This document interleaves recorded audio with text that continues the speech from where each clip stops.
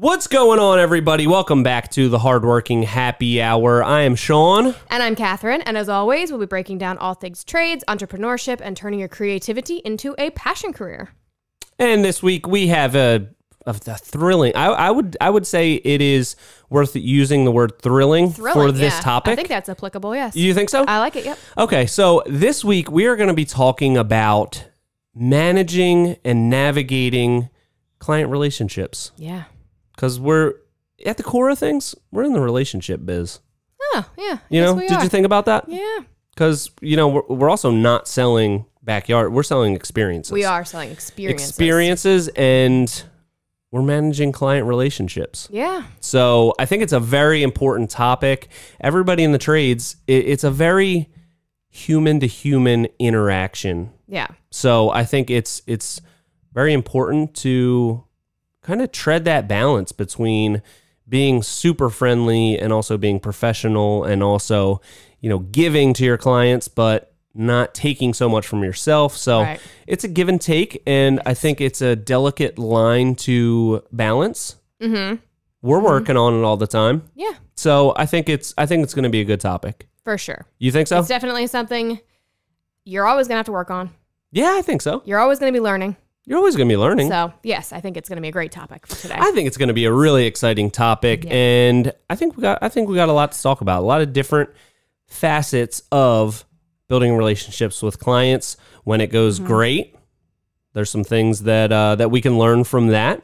Absolutely. And sometimes when it goes really great, I get in the habit of over giving stuff. Just saying, oh yeah, we'll throw that in because you're so awesome and we're having such a good time and we're basically like a big family. And I am the opposite. Yeah, you're like, no, shut it down. Shut it down. You're like John Taffer on Bar Rescue. Yeah. You watch that show? No, but I've heard you make so many mentions about it. Really? He always is like, shut it down. You're making people sick. So, yeah. And then also when it goes bad, there's some things to learn there. Yeah. Doesn't often go bad, but sometimes it does. Yeah. You got to learn from it. You got to just get better at navigating that situation next time. True. Or maybe even keeping your eyes peeled, seeing it before you even get into that relationship and saying, you know what? I'm going to swipe left on this. Which way do you swipe on the... I don't know. I didn't do dating apps. Yeah. I just missed the boat on that. So, but theoretically, metaphorically, swiping the wrong way on clients. The no thank you way. The no thank you way. Yeah. This is not a match for me way. Yes. Okay. Well, before we get into that. Yep. Do you want an ice cold Miller Lite can? I would. Yeah. That sounds delightful. I just thought that it would be a good pick for today, not only because it was already in my garage fridge, but also it's just, it's the first week of football. Yeah. And this is like a football beer. Yeah. I guess we should address that. We're not recording on a Friday, we're recording on a Sunday. So we watched, well, I won't say we just watched. I'm sure you watched a good bit of football today. I watched very little football, but we're on the tail end of a day of football. Yeah. Yeah. Did you? So you were hanging out with friends. Football game was on, but you watched very little of it. Here's my thing when I watch sports. I pretend to be interested, and then I look at them, and then I pick like the handsome ones, and then I Google, and I'm like, are they married? Do they have children? Where'd they go to college?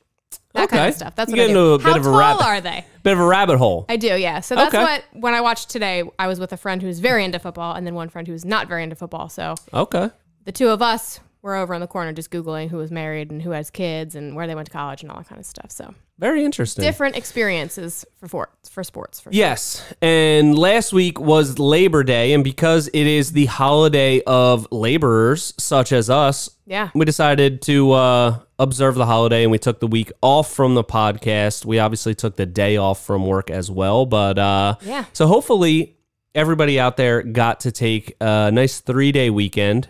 I hope. Yeah. So you deserve it. Yeah, for sure.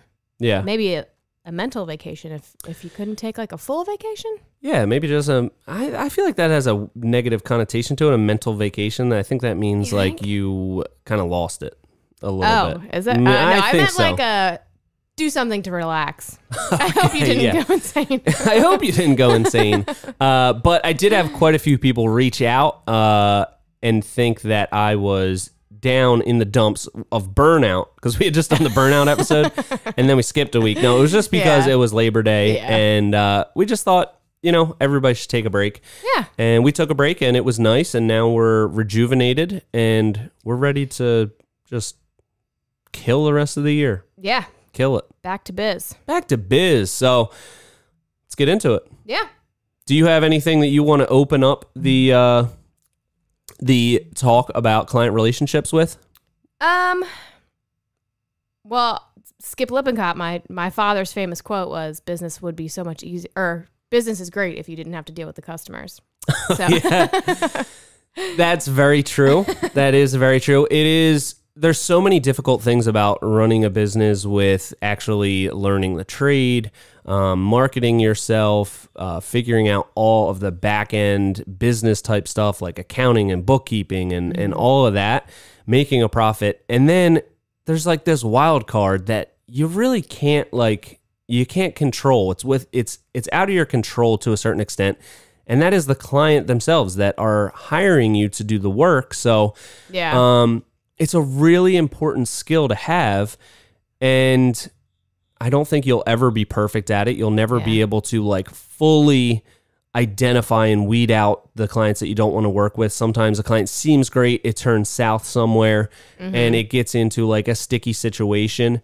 And I think it's okay to realize that you might not be the contractor or whatever you do for everyone. No matter what you do.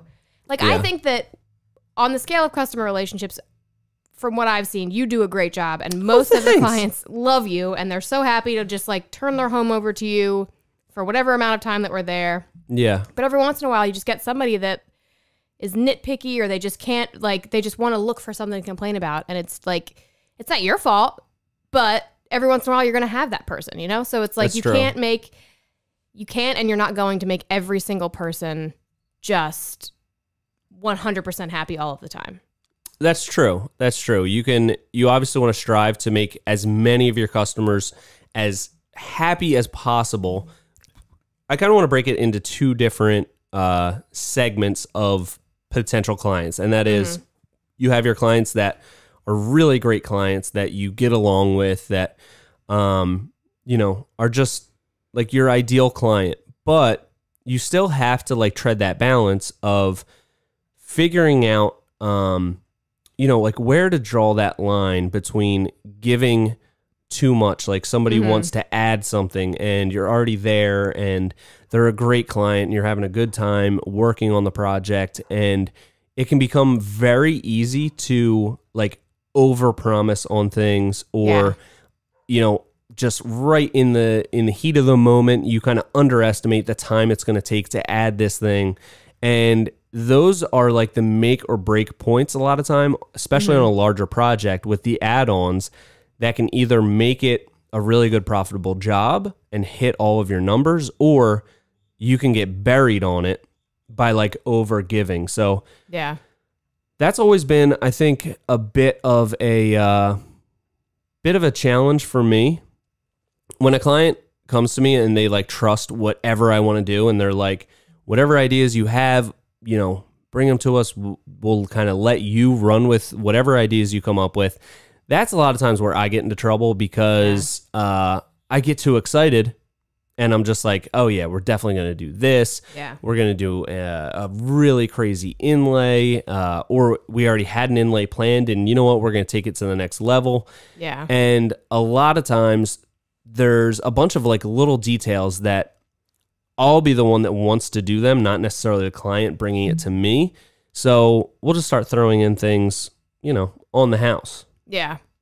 And that can really add up on a big project, and it can put you behind schedule. It can put you, behind your ideal margin. It can do all of those things. So it's something that for me, I really need to be more conscious of. Yeah. Have you noticed that? Yeah, absolutely. That is one of the things that I've noticed. Yeah. Do you feel like when I worked in the commercial world, it was so much easier to be cutthroat with things because it was all business. You were dealing with a business, But now we are a business dealing with personal people, and you are in their homes, and it becomes a very personal relationship. Do you feel like that makes it harder for you to like tread that balance, you know, where you're not just making like this personal connection with these people? Yeah, for sure. And one thing that I've noticed is a big part of that, like getting into that situation, is if like we get to the project and we're already behind schedule, like we had anticipated we would start maybe a month earlier, that, you know, we had signed the job a year ago, and then by the time we get there, we're already a month behind. You know, I have like the feeling that I want to like add in a couple extra bonus things, right, just to like kind of make up for it and make sure that like they have a great experience. So that's like really, I think, where it starts initially. Then like on our project that we're 99% done right now, the huge project that we've been doing, the client has been coming to us adding things. Yeah. So that's kind of a different thing to tread. One thing that I think will really help in those situations, which you've been helping with a lot, is like each thing that gets added on, we itemize it in a change order. Like make sure we document everything. Yeah. Even the things that we're going to like basically throw in, make sure that those are documented and send over a receipt. And then you can show them like, these are all the things that we're kind of throwing in for you. You kind of have that like paper trail of things that you're doing above and beyond. Yeah. Because if you don't do that, a lot of people just think like, oh, you're already here, like it's just going to take you a minute, you know, to do this thing. And they don't think it's a big deal. Sometimes it's not, but a lot of times those things kind of add up. And the more you give on it, the more they want to, you know, naturally like just add on other things if you're just going to continually do them. So I think that's a really good tip for people that get in that situation, is just make sure you're like documenting it. Even if it's something that you're going to throw in for free because it's not that big of a deal. Yeah. Send them a change order and just say no charge. Yeah. Just so that they know you're putting in all this extra work, and really document like what you're going to do so they can see like, oh, wow, this is a little bit more involved than I thought. This might take them, you know, a few hours or a half a day, and they're throwing it in for free. So I think that gives the client like a more realistic picture of like the good-hearted thing that you're doing for them by throwing it in. Yeah. That's a great point, because you think so? I feel like customers never know how long things take, or, you know, how much effort things actually take, or even like the smallest little supply could cost a ton of money, and they, you know, they don't think of that. So yeah, if you're documenting it and letting them know like, okay, you know, it's not just this quick 5-minute thing. Like, we're actually doing something pretty substantial here. That's a good way to manage expectations. It is. And I think we've learned a lot on this last project, because it did grow a lot in the course of construction, and we kind of go about it. Like my inclination is like, hey, we're already here. You want to add things, like everything that you add is just going to make the job cooler. Yeah. It's going to make the final pictures better. It's going to be cool content that we can shoot. Like all of those things are the things that I look at. Yeah. You are like, we're already way behind schedule. Like we have to cut it off at a certain point. So like, how do you think what did you learn from this project? Because, you know, I look at it like we're doing their whole backyard. Like they're only going to do this project once. Yeah. And they're already, if they would have stuck with the initial design, like they would have already been spending a lot of money. They're spending even more now. So it's like, I kind of want to have that type of service where if you come up with an idea and you want to add something and it's not something that we can like easily add later, it has to be integrated into the project. My inclination is to say yes, but it does completely throw us off schedule. So how do you think we could navigate that maybe a little bit better? It really is such a hard balance, because I feel like I come to it with this really like rigid, like, no, you signed a contract. These are the things we're going to do for you. And like, yeah, like adding things here and there is like, you know, fine, because we are already there. But at a certain point, it's like we have all these other jobs books. We need to stay on a schedule. And I think it was like during this podcast when you said to me, like, no, this is like, we're providing this custom experience for them. We want them to be happy when we leave. We want them to have their dream backyard. We want them to not look at their backyard and be like, oh, this would be perfect if we just had this one other thing. So I think that it is just such a balance of figuring out where to draw that line, because I'm like, no, like there's so many times when you've been like, okay, they want to add this. And I'm like, no. I started just saying, hey, sounds great, but you got to run it by Catherine. I don't know. She calls the shots here. You got to talk to her. I know. And the client was like, I don't want to. I don't want to talk to Catherine. Because they know what that's going to, they know that you're going to say no. And in this specific example, we're talking about the tiny house, like building a full tiny house. And I just naturally, in me, it's like, oh, that would be pretty neat to build a tiny house. And you're like, no, we don't build houses. Like, and it is ridiculous. Like, we can't do that. We are not set up to build tiny houses. It would just take way longer than expected, no matter how long we think it would expect to take. Yeah. And I think that that's where I draw the line. Tiny houses. Tiny houses have to go. But it really has been, I think this whole year in general has been a lot more eye-opening to those things, because I kind of have somebody else that is involved with the scheduling. Like, the rest of the guys don't really totally know the intimate details of the conversations I have with future clients. Like, this was the initial expectation of start date. So now that you're involved in all that stuff and you are also talking with the future clients, you know, like, every day, like, it's two people that have that stress of us being behind schedule. The rest of the guys are like, yeah, I don't know, maybe we're a little bit behind, but hey, we're on this job now. I know that, and we'll get to the next one later. But when you're the one talking to the clients, like, yeah, I think we'll be there probably in June, and now it's August and we're still not there. Yeah. That, like, you know, just having two people deal with that same issue, it brings like a lot more perspective to it, and makes it a priority to at least get some sort of system around how we handle this. Yeah. And how we can get better at it. Definitely. It's a good cop, bad cop situation, I would say, but I think that we've learned to find a balance, and I mean, we're still learning for sure. Yeah. And if we had to lean one way or the other, I'm definitely the good cop and you're the bad cop. Okay. Yeah, that is 100% what I'm saying. Okay, good. Yeah. I'm not good at playing the bad cop. I'm really not.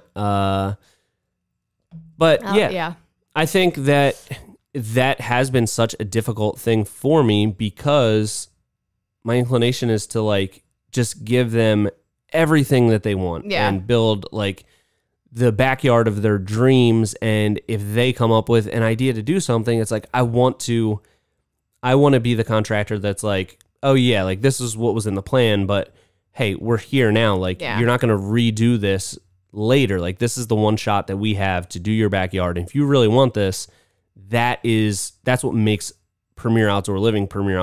Like, we're going to go that extra mile. We're going to bend over backwards. We're going to do everything in our power to make sure that this turns out exactly as you imagined and more. Yeah. So. Yeah. But it's hard, because I feel like for a lot of the past jobs, it was, if we did add on those things, it was like delaying us a week, which we're like, oh, it's delaying us a week, but it's, you know, you can work around that. If we were to build this tiny house, that would take, I don't know. I have no idea. When I asked Anthony about it, he said it would take 2 months. So I feel like in reality, that means it would take 3 months, which means we would be on this job for like a 6 year, to 7 months, which is just no, we can't do that. We're not built for that. We don't build tiny houses. We don't build big houses. We don't build tiny houses. We just don't build houses. So we don't build additions, and we just did. Yeah, we just did. But let's not add anything more, especially this year. I think one thing that's going to help with that is our system of scheduling next year, where they're just going to be kind of like put in a queue. Yeah. They'll know where they stand in that queue. Mm-hmm. They'll know that this job is right before them. This is the job that's 2 jobs before them, and they can follow along. And we'll definitely, you know, give much less precise start dates. You know, we'll be very, very clear in the beginning, like, okay, you know, we're thinking summertime next year. Yeah. We can't promise you anything. This is where you fall in line. I think previously a lot of things came up unexpectedly on, for me at least, that there was a couple jobs I'm like, yeah, you're scheduled for like the first job of next season. I think there's no problem us getting there in April, May at the latest. And then, jobs drag on, stuff gets added, weather delays through the winter. And then next thing you know, we're finishing jobs from the previous season at the beginning of this one. So I think we'll just be more mindful of that, and setting those realistic expectations is probably one of the biggest factors in establishing that relationship. Yeah. You don't want to get behind the eight ball and feel like you have to make up for something because now they were expecting it to start now, even though they're acting totally cool with it. Hey, I get it. That they're a little disappointed. They're anxious to get started. Yeah. So I always get in that mental state of feeling like we have something to make up for when, hey, it's just unavoidable sometimes. So right. I think setting those expectations more realistically from the beginning is going to be a big help. Yeah. Do you think so? I think so. Yeah.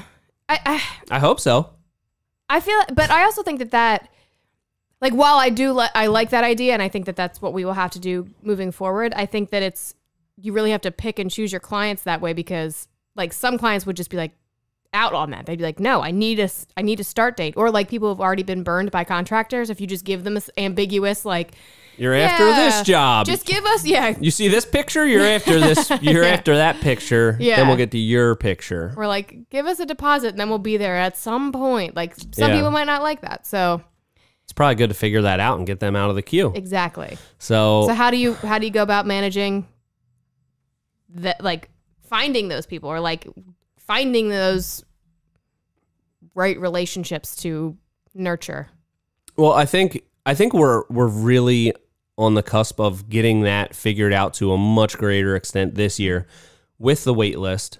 Yeah. People have signed up for a wait list. Some of them almost a year ago at this point have just gotten on a wait list. Yeah. And we haven't reached back out to them. We haven't done any designs. We haven't seen their backyard. We have reached back out to them. Well, we've reached back out to them now that we're getting ready to start doing designs. Yes. But that weeded out a lot of people right there. Some people had already gotten their project done or started or whatever. And then with reaching back out, we kind of laid out exactly how the process is going to work. So that just lays it all out for them. If they're not comfortable with how this process is going to work, they can decide, I don't want to move forward, which is fine. But it again just lays out the expectations of how this is going to work, and that's the way it's going to work best for us, and it's going to allow us to get through the design process and the consultation process as easily as possible, so that we can still be present for the clients that we're working with right now. Yeah. That's what a lot of this hinges on, is I stopped doing in-person consultations because it was taking me off the job site too much. And it's our number one priority is the client that we're working for right now. Yeah. That's what we always want it to be. So I think sometimes you need to explain that to your future clients of why you're not going to go out to their site, stuff like that. But I think it comes down to those expectations. And I think we're doing a much better job at setting those expectations for next year. Yeah. And I think with each job that ends, we kind of get a better idea of, I feel like we're so lucky with the clients that we do get, because everyone has just been mostly wonderful. Yeah. But at the end of every job, we do kind of get a sense of what questions maybe we should have asked in the beginning or whatever. And I mean, I can only think of one client that's been a little bit of a. We'll get into that. I don't know how much you want to get into that, but we have to. We have to. Yeah. So we had one that was a little bit of a bit of a stickler, a little thorn in our side, I guess. I don't know how to word it in a correct way, but we learned from that experience some of those questions to ask in the beginning when you're talking to a client. Yeah. So that is definitely something that I would love to institute going forward, just kind of assessing at the end of each job, okay, what could have a psychological test for each client. You have to that's what we need. Yeah. You need a psychological evaluation. Oh, we should make them do the Myers-Briggs test. We took that personality test. Yeah. Everyone has to take a personality test before we work for them. I think we need a doctor to evaluate people. psychiatrist or something. I don't know. That's something to think about for sure. Yeah. But yeah, so I think we've talked enough about the good clients and kind of navigating like those little issues that you might have with adding on. But for the most part, it's like how to keep that really good relationship. We have had very, very few experiences with bad clients that the relationship didn't really end well. And I guess we'll get into that now because we got a pretty, not that recent, but a recent one that was, like you said, a little bit of we'll just say not a good fit for us, and we should have seen that way earlier in the process and been able to remove ourselves from that situation. Yeah. We did a project not super recently, but recently enough that I don't want, what I'm worried about, I don't want to like for people to, because we're not going to like give the actual project so that people can figure out who this was, but right. We don't want, because most of our clients we'll speak in ambiguous terms, but all the rest of our clients have been absolutely amazing. We've had great relationships with them. And this one started out what I thought pretty good. But we definitely learned a lot from it. So this is basically how it went down. You know, met with the client, did a design. We had worked for their neighbor across the street, so they'd seen that project. That client was awesome. They were super happy with it. He apparently loved what we did there. He wanted all this, you know, kind of a similar project, but added a lot of other things. And right from the beginning, it was a lot of, I think he played on that like friendly joking side of me. Yeah. That was, you know, he wasn't like a real stickler, like, I can't pay that, you got to bring it down this much. He was like, Sean, come on, you're killing me here. Like, let's, you know, can't you throw that in? Like, you know, just so much of that. And he was really a likable guy and all this kind of stuff. So friendly, like so really friendly, never combative or anything. It was always like incredibly friendly. Incredibly friendly. So I think right from the get-go, he got way too much out of me on that project. Like it was underestimated from the beginning. He put me in a mindset where I was like looking at every detail, like, okay, I think we could do this a little bit faster, like kind of convincing myself of ways that we could shave time off and still make this project work. Because he was like super friendly and he was just like, your work is awesome. And he would always say like, hey, you're the designer. Like I want to, you know, kind of lean on you for the design ideas. And throughout that whole process, like it went really well, went pretty smooth. You know, wasn't really any red flags besides the fact that I kind of had in the back of my mind that I kind of at the end underbid this project and we were giving a little bit too much for what we were charging. But at the end of the day, I came to terms with that. I was okay with it. And I guess it kind of started with, we had laid out all of the material choices, everything like that, colors. He came to a project that I guess we did like right before his, and it was the same colors that we were going to use. And he was like, oh, I don't know. Like, and he was just like picking apart like the tiniest little details in the color of the deck board or the color of the paver. And it was like, I showed you tons of pictures of this. I showed you samples. Like this is, he's like, it didn't really look like this. I'm like, it looked exactly like this. Like this is the thing. And from that point on, it was just constantly like, I'm not so sure about this. Like, do you think this should be moved? And it made the whole process really difficult for us because at every turn, like before anything was done, he was like, oh, what about this? What about this? What about that? Like, is that going to be fixed? Like to the very like most minute detail.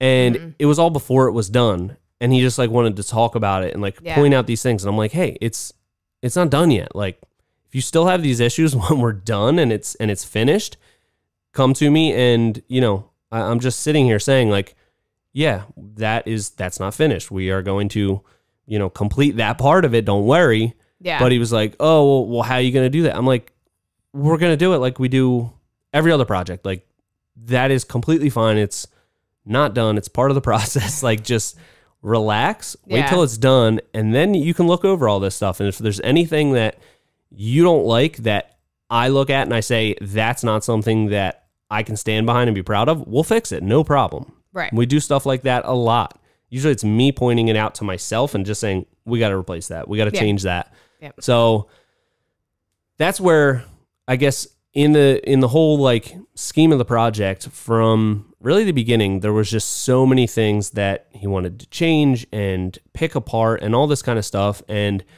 was okay with payments until it came to the final payment. Yeah.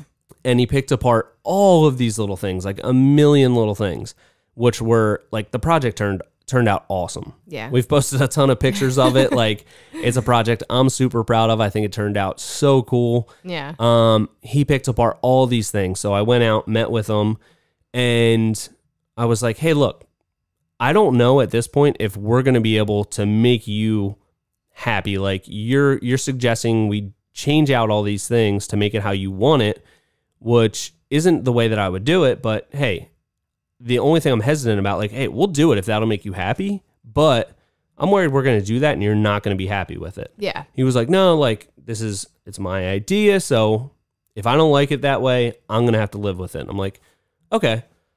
We went like way above and beyond, changing out all kinds of stuff, buying extra material just to like make him happy with this, do it the way that he wanted.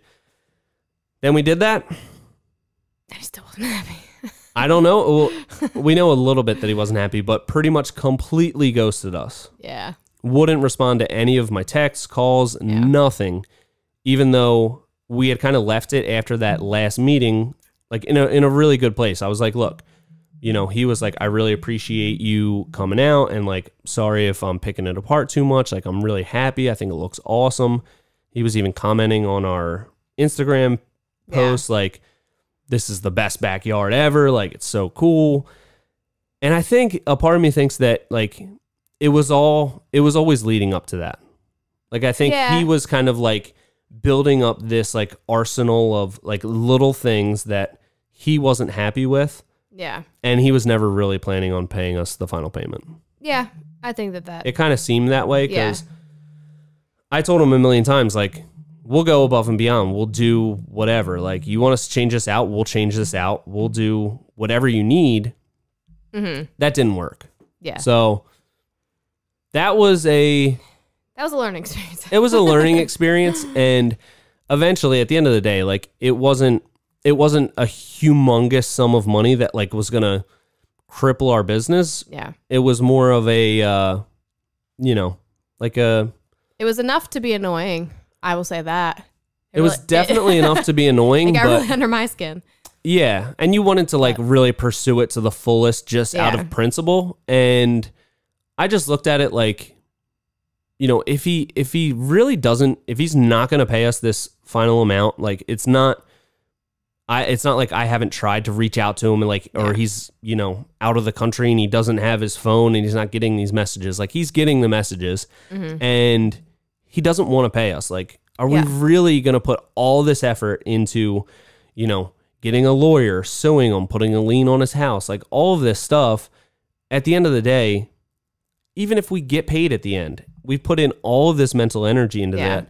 At that point, I was like more than happy to just cut my losses, and then I won't have to ever answer his calls again. If he has an issue with something, we had already gotten our final inspection on everything. Yeah. The inspector even said like how awesome it looked, because the inspector loved it. And at that point, I was just happy to cut my losses, take it as a learning experience, and not devote any more mental energy into it. Yeah. Because I feel like sometimes that can just put you in like a really negative space and put a ton of stress on you. And was it worth it for the amount that he owed us?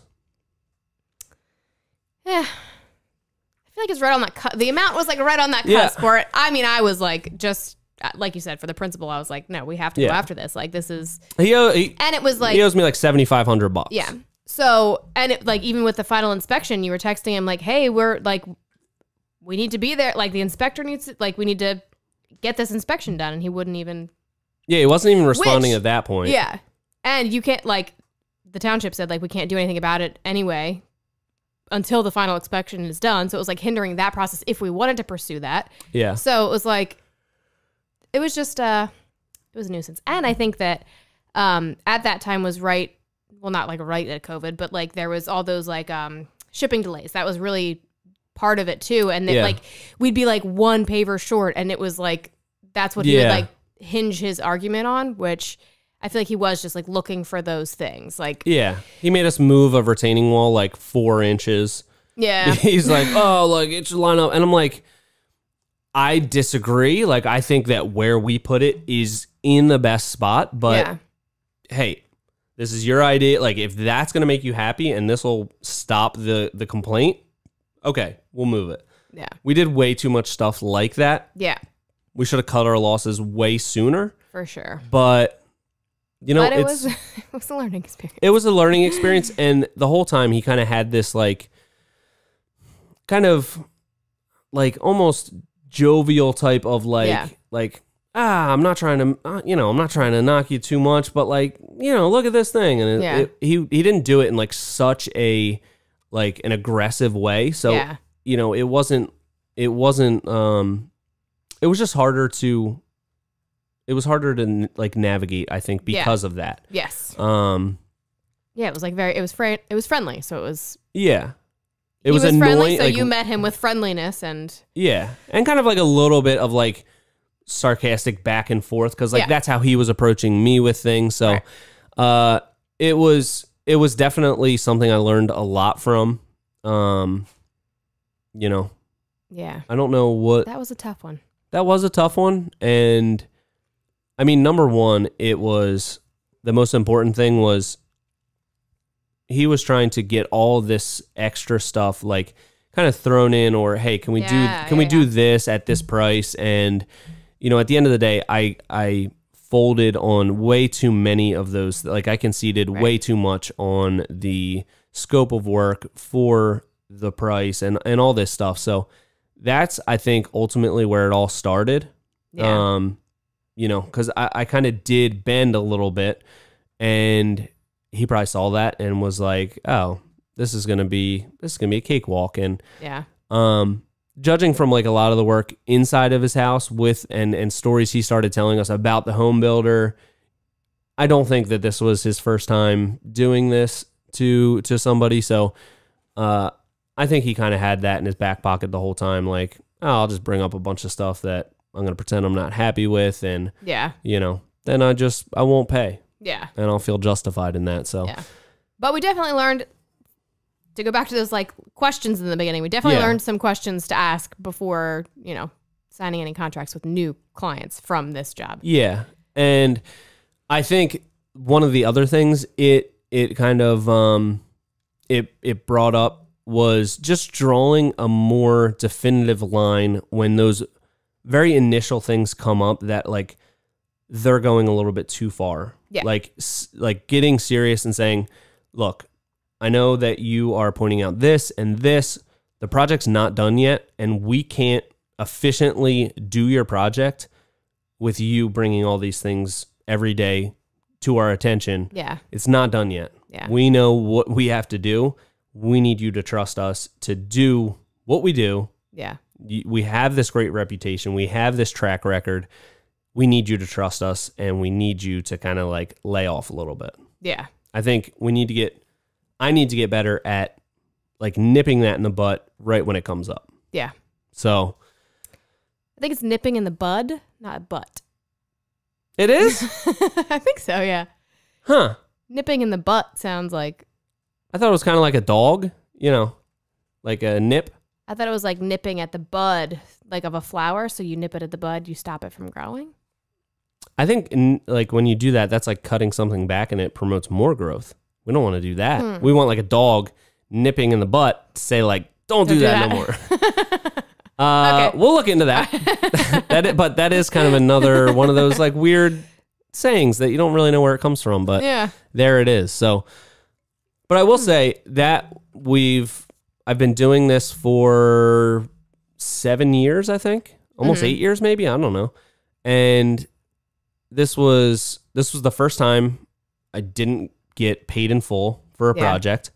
And I think we had all the grounds to get a lawyer, take it to absolutely all kinds of stuff like that. And we would have probably won, but I just didn't feel like it was worth investing the energy in that. It wasn't enough of like a withheld payment for us. Not to say that it's not a lot of money, because it is. Yeah. But I just thought it was going to really bog us down so much, especially me getting involved in all this, like, you know, legal stuff when we have so much other stuff to do. Right. And I think at the end of the day, even if we won, I think like the productivity and the morale that it sucked out of us, we would have still been net negative. Yeah. Even if we won, just from like it's slowing us down on our current projects and stressing us out. So yeah. But I feel like that's a perfect example of like, you can't make every single person happy. There's always going to be some person like that's going to find the reasons to be unhappy or whatever. Like we do have so many other wonderful clients that say such nice things. Yeah. And that project was a great project. And like whenever we post finished stuff from that, people absolutely love it. So They do. And that's another thing that, I've talked to a lot of different contractors about that like, you know, we'll have a conversation like, I'm having the worst time with this client. Like, they don't want to pay me. Like, I'm so done with this project. Like, I wanted to get all these cool finish shots of it. And I'm like, make sure that you get the finish shots of this project. Like, don't let this client not pay you. Like, even if they're disputing every little thing and they're cutting it down and saying like, this is terrible. Like, you're a hack. Yeah. Whatever. Like, if you really did a good job and you believe in it, make sure that you get the pictures, because they already took money out of your pocket. Yeah. Don't let them take a really great portfolio shot out of your, you know, marketing repertoire. Yeah. Oh, so absolutely. It's like, I'm gonna post it as much as possible, because we got some awesome pictures of it. We did. Yeah. We did like a really, really cool design on it. And at the end of the day, it's a project that I look back on with like negative energy just because of the experience we had with the client. But at the end of the day, it's a project that I'm really proud of. I loved the design. Yeah. If anything, like all the details were like spot on. Yeah. It was we had very little issues with really anything. Like sometimes things don't come together like absolutely as you want. It's something a client would never notice, but you know, it's something that we look at like, we could have done this detail like a little bit better if we built it again. Yeah. It really went super smooth. So smooth. It was really great, besides dealing with the client. But, you know, make sure that you don't let them take more from you. If they're going to try to withhold payment, don't let them don't not post pictures of it just because it's bringing up like a negative experience in your mind, because that's a valuable asset at the end of the day. Like, don't let them take that from you as well. Right. So, something to think about there. It can be also a bummer. Yeah. That client would also come out and talk to you for like hours at a time, taking you away from building, which that is like, what a time suck. Which it would be like hours, like literally hours, where they would like come out and talk to you and like go over all these things with you. And you're like, we're not done building that yet. We're also not done building that yet. Like, and it's like, so we talked about that yesterday. Yeah. So it's another learning experience when to like cut those conversations off. Yeah. Like, just stop. Just go back inside. Just stop. Go back inside. I wish you worked normal work hours so you weren't here. But let's get back to the positives, because most of the clients that we deal with are absolutely incredible. And an example from the project that we are on now. So they have been amazing clients for us. Yeah, they have been super understanding. This is a project that we were expecting to start, you know, previously. We got delayed with our last project, so we're already starting a little bit late, but they've been super understanding through the whole thing.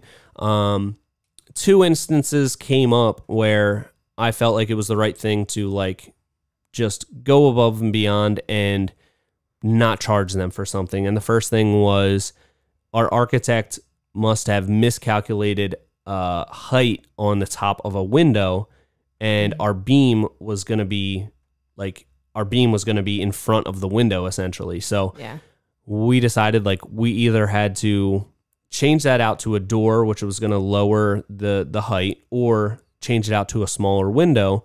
And we brought the ideas to the clients, and they were okay with doing a smaller window. They didn't want to put another door there. So they were like, how much is this going to set us back? And it's one of those things that like you kind of see on HGTV, like, oh, this was unexpected, like it's eaten into our contingency.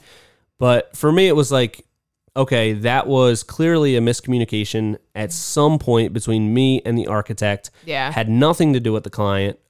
It's not their responsibility. So I said, like, no, don't worry about that at all. Like, we are going to get you a different size window. We're going to install it. Like, doesn't affect your price whatsoever. Yeah. So that was one thing. The next thing was they decided they wanted to expand one of the sets of stairs and make it like twice as wide. It was supposed to be 5 or 6 feet, and now it's going to be like 10 feet wide.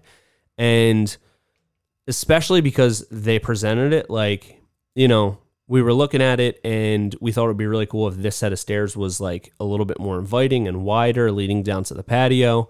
But how much is it going to like throw off the budget, like that kind of stuff. And for us, it's definitely a little bit of extra work, but they've been awesome so far. They've been really great to deal with, super understanding about everything that we've had going on. So I looked at it like, yeah, it's going to be a little bit extra work. It'll be a couple extra deck boards doing the treads and all that kind of stuff. But this is something that I'm definitely comfortable just adding in. It's not going to add a whole bunch of time to the project. It's just kind of like, it'll take one person, maybe an extra 6 hours or something totally between framing out a little bit more and the little bit more of trim on it. So I decided it was something that was a good thing to throw in for them because they've been so great to deal with already. It was easy enough for us to do. We had the extra material on site.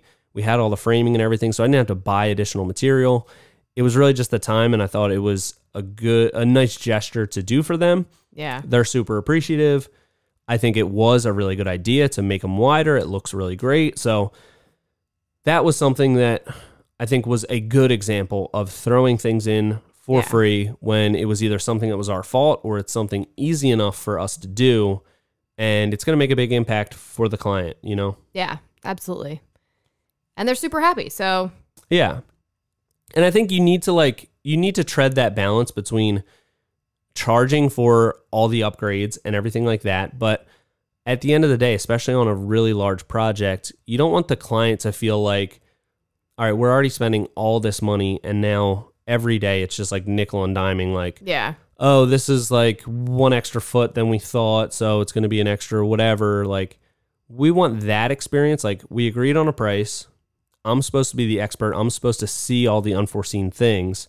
So you shouldn't have like all of these unexpected price increases as the job goes on. Yeah. So we try to limit those as much as absolutely possible.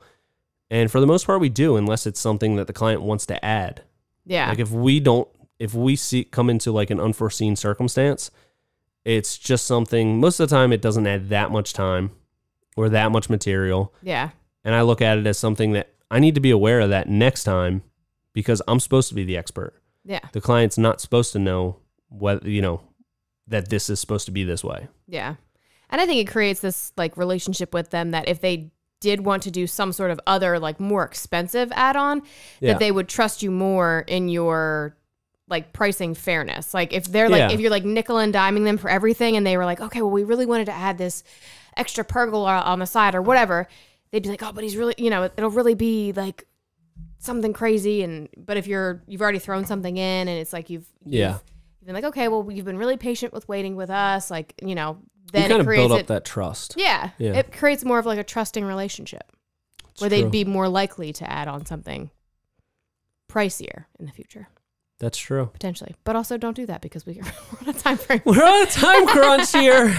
God, it all comes back to the schedule at the end of the day. And you know what? I think that we could go on forever about client relationships because every client's different, every project's different. There's always going to be new situations. So it's something that we'll probably touch on again as new situations come up and we decide there's something that we can learn from it. So this felt like a good therapeutic episode for me to get all this stuff out. Yeah.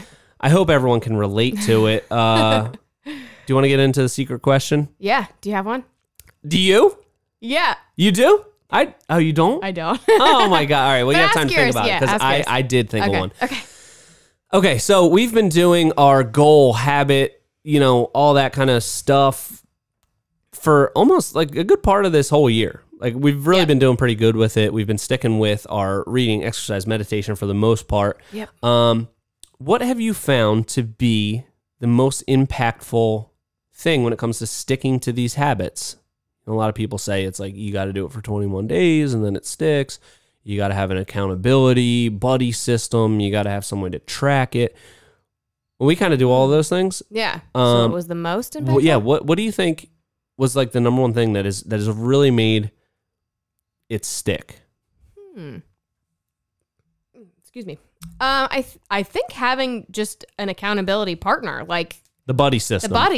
I really think that was it. Like, other goals, it's easier to, when someone's not like asking you if you've done that thing, it's easier to be like, okay, well, it's raining outside. I'm not going to go run.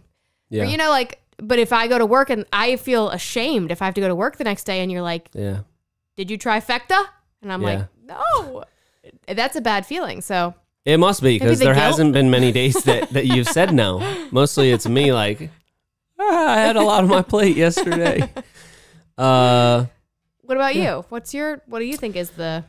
I think my biggest, the hardest thing for me with like sticking to habits is not like, I'm really good at like starting habits and doing them for like 3 weeks, a month, 2 months, whatever. But it's like hitting that like stumbling block and falling off for a little bit. It's like getting back on. So I think for me, the most impactful thing has been the sticker chart.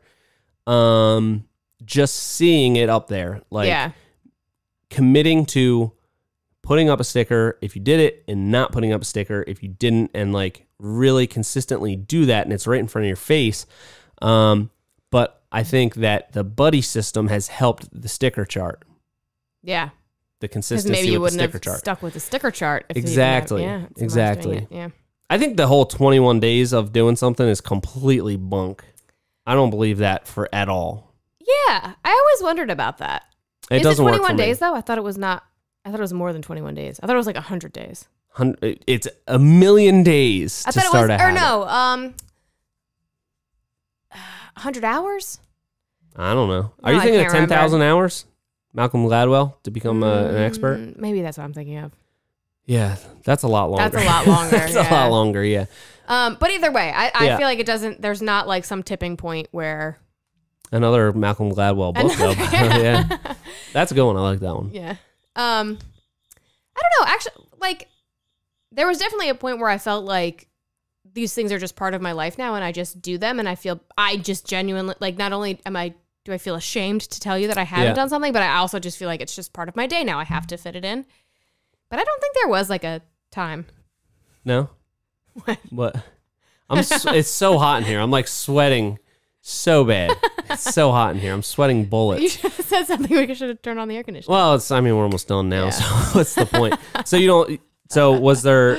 You think it's the buddy system? I think it is. I think it's a strength and numbers situation. I think that it's like I think that I've often talked myself out of habits. Like I love being busy, and I usually do things to just constantly keep myself busy, and I'll use that as an excuse. Like if I don't have time to run, I'm like, well, I was busy all day and I was busy doing other important things. So it's not like exercising is more important than those other important things. But that's not the case, you know? That's true. And if I have someone else that I am ashamed to tell that I didn't exercise to, then it keeps me accountable. Yeah, I love it. But now it's just part of me. So not that I don't need your accountability anymore, but yeah. But you don't. and that's okay. Yeah, I think I've graduated. You can spread your wings and fly with your habits. I still am. You're still going to work here, though? I still am, yeah. Okay, good. All right. Sounds good. Yeah. Do you have a secret question? Yes. Okay. What is... I'm sweating. It's so hot in here. It's really hot. Oh, my God. Okay. I'll ask you a quick question. Okay. Okay, so... Not what's your biggest fear, but what is the thing in life that disgusts you the most? Disgusts me the most? Wow. Well, I mean, this could go like so many different ways. Like, just, I don't want to go like dark with it. Like, there's just like really horrible things that happen in the world that just.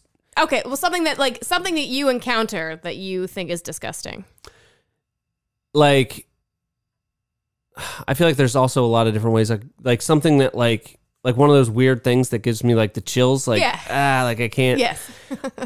There's really only like one thing that does that, and it's hard. I can't even like really talk about it because it like it bugs me out so bad. Okay. And it's cold M&Ms. Cold M&Ms. Like if you get M&Ms mixed into ice cream. Oh. They're like rock hard. Yeah. You try to just bite into it, and then it like, I don't know, it like slides off your tooth, and it like it gives me the chills so bad I can't even think about it. It's like traumatizing to me. Oh. It's really horrible. Okay. Yeah. Very interesting one. Yeah. Unexpected You weren't expecting answer. that one? Yeah. Good one. Speaking of weird things that will traumatize you, also traumatized by Yoo-Hoo, and you know that story, right? Yes, I've heard that story. Yeah, I got trapped in a seatbelt in like my best friend neighbor across the street. Their parents like 87 Ford Aerostar minivan. Seatbelt got jammed. They also had a shore house, so it was probably like full of sand or something. Yeah. But it jammed, and they didn't want to cut the seatbelt because like at that point it was like only like a 6-year-old car or something, fairly new. Yeah. And took it down to the mechanic. I'm still trapped in it. They bring me out of Yoo-Hoo, and I was trapped in it for like a long time, and then they finally did make the tough decision to cut the seatbelt. And now you'll hold it against Yoo-Hoo I can't even look at a Yoo-Hoo without it bringing back horrible memories. So all right, what is the thing that disgusts you the most in the whole world? All right, well, I'm asking you this because it's very topical to me. Okay. The thing that disgusts me most is swarming bugs. A swarm of any kind of bug. Because I was in my bathroom the other day, and I'm standing there brushing my teeth. And I'm looking. Bugs in there? And I look up at the mirror, and I see like 2 flying ants in there. And I was like, that's weird. I wonder how they got in here. And then I look around, and there's like a couple more, and I was like, oh, no. Then I turn, and I look at the floor. They're all over my bathroom floor. And I almost vomited. It was horrible. How many are we talking? Absolutely hundreds. Why? Hundreds. Flying ones? Yeah. Flying ants. They were little ants and they were flying. And I had to Google it because we have also had that situation, that pretty much exact same situation with termites before. Oh, no. And termites do have wings. Equally horrible. But the termites are a little bit bigger than flying ants. So I looked it up. These were just flying ants. And apparently they just like, they go to a place and swarm. And then it's like harmless. Like they just... I mean, I vacuumed them all up, so they didn't leave in my case, but that's what they do, I guess. But it was, I like couldn't sleep at night because it like bothered me so much. But the same thing happened when we had termites. That was in my kitchen, and there was a garden bed out on the other side of my kitchen wall, and I guess I disturbed them or something. But I came inside and I saw a couple, and I was like, that's weird. I came back, there were literally hundreds in one corner of my kitchen, and you were freaked out? My dang mind. It was awful. So that's pretty much my worst nightmare. If anybody ever wants to like torture me, that's what it would be. It's still so fresh on my brain that I felt like I needed to talk about it right now. Well, it feels like we've both gotten out a lot. This has been very therapeutic. Yeah. So glad that we could do that. So hopefully you got that situation taken care of. It sounds like you vacuumed them all up. They weren't even there today, so we're good. That's good. Well, we're gonna need some time to just really digest all of this. I hope that people can kind of relate to some of these things with client relationships and cold M&Ms and swarming insects and all that kind of stuff.